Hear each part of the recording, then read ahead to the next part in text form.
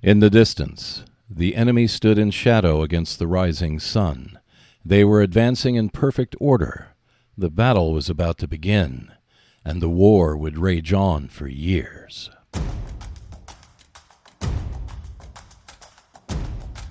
The Blue Gray Deluxe Edition by Decision Games contains 8 games originally released by SPI in 1975. In the 1980s, TSR re-released the first 4 battles with upgraded components. This version by Decision Games represents a new presentation while sticking to the original rules. The battles included are Shiloh, Antietam, Fredericksburg, Chancellorsville, Gettysburg, Chickamauga, Chattanooga, and the Battle of the Wilderness. The battles of Fredericksburg and Chancellorsville can be put together to create the Hooker and Lee campaign game.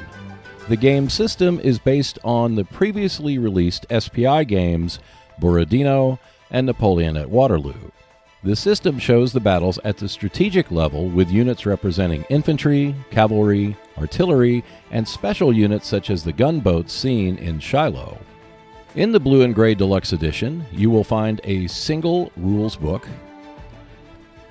4 17 by 22 inch double-sided mounted map boards, 912 die-cut counters in 4 separate sheets, a single system PAC, 4 scenario setup PACs, 3 track display PACs, 2 6-sided dice, and storage bags. The Deluxe Edition has upgraded the components from the original game. This includes the mounted map boards, larger counters, player's aid cards, and optional rules and counters which were gathered from other editions of the game, along with variants presented in SPI's Strategy and Tactics and Moves magazines. A standard set of rules is used for all 8 games with exclusive rules for each game. You learn the game system through the standard rules, then adjust for each game with the exclusive rules. Blue Gray Deluxe Edition is primarily designed for those new to wargaming. It uses a simple, easy-to-learn system that lets you set up, move, and attack with your units using a minimal amount of rules. Since the standard rules apply to all games, once you learn it for your first experience, you will know how to play all 8 games provided. Although designed for newcomers to wargaming, it has become a favorite of experienced wargamers who want to play out a battle in just a couple of hours. And while the emphasis is more beer and pretzel than a realistic simulation, the ease of play along with the challenging battles makes Blue Gray one of the more popular series from the old SPI. For each battle, victory points are used to determine a winner. This includes capturing designated hexes and eliminating enemy units. The assignment of points to destroying enemy units reflects the brutal nature of the American Civil War, as roughly 700,000 men were killed or wounded in the conflict, with another 400,000 dying of disease. Attrition took a far greater toll on the Confederacy, which had a much smaller population. The results seen in the game reflect the higher casualty count from the rifled muskets. The grinding down of the Confederacy over the 4 years the war took place happened one battle at a time. Each unit displays its type, identification, and combat strength. Each battle has its own exclusive rules and units. To set up a battle, such as Shiloh, which is seen here, you only need to look at the player's aid card sheet and place the counters in the setup hexes.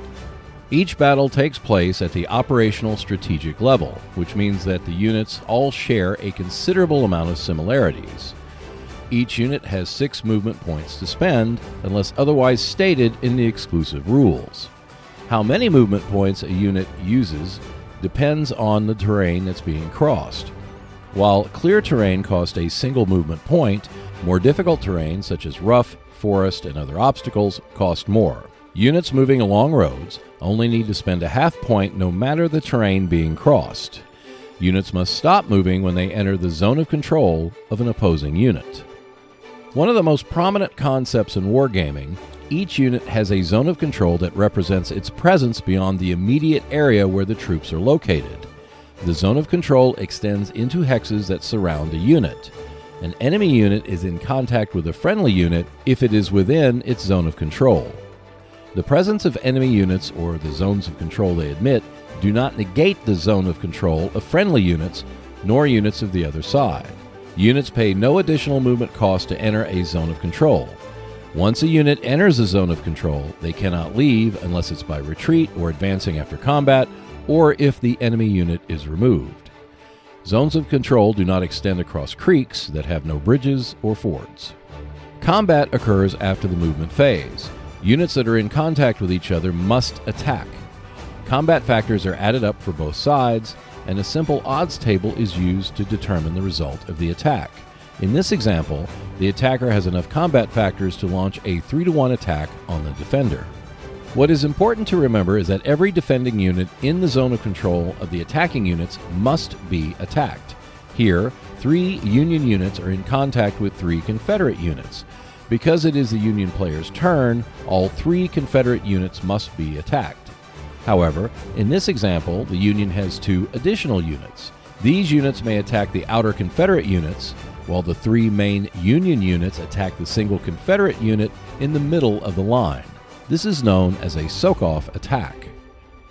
If the result of the combat is that the defending units are eliminated or they retreat, the attacking units may advance into the space which the enemy units once occupied.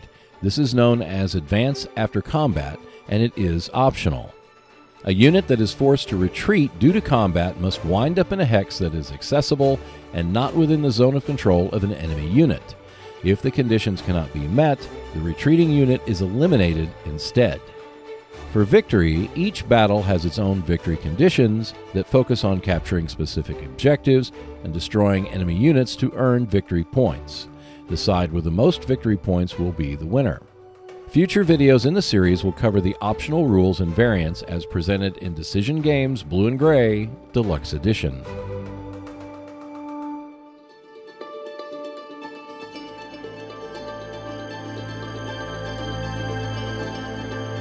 Thank you for watching. You can find more videos on how to play games, along with rules explanations, play examples, unboxings, and more when you subscribe to the Seek Out and Play YouTube channel. In addition, there is a monthly Speak Out and Play podcast which is posted on the Seek Out and Play YouTube channel on the last Wednesday of each month. The audio version comes out 48 hours earlier on Buzzsprout and Spotify. At least one new video is released every week, so I will see you next Wednesday.